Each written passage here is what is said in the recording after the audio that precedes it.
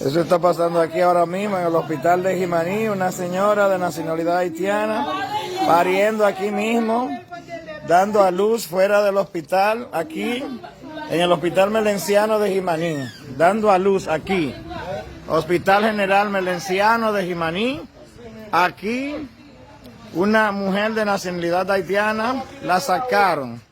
¿Qué fue lo que pasó? ¿Qué pasó? Nosotros llegamos aquí y los doctores no quieren atender a uno.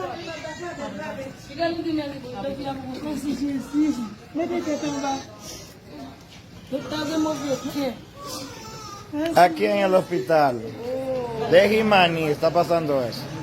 Fuera del hospital de Jimaní. Fuera del hospital de Jimaní. Acaba de dar a luz esta mujer de nacionalidad haitiana.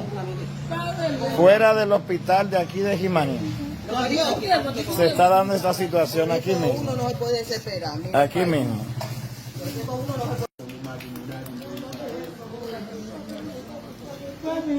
Eso está pasando aquí ahora mismo en el hospital de Jimaní, una señora de nacionalidad haitiana pariendo aquí mismo, dando a luz fuera del hospital, aquí en el hospital Melenciano de Jimaní, dando a luz aquí, Hospital General Melenciano de Jimaní, aquí una mujer de nacionalidad haitiana la sacaron.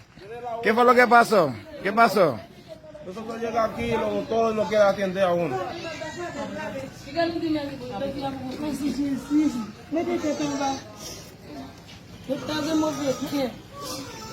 Aquí en el hospital de Jimaní está pasando eso. Fuera del hospital de Jimaní.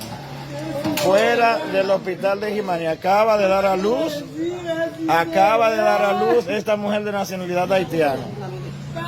Fuera del hospital de aquí de Jimaní.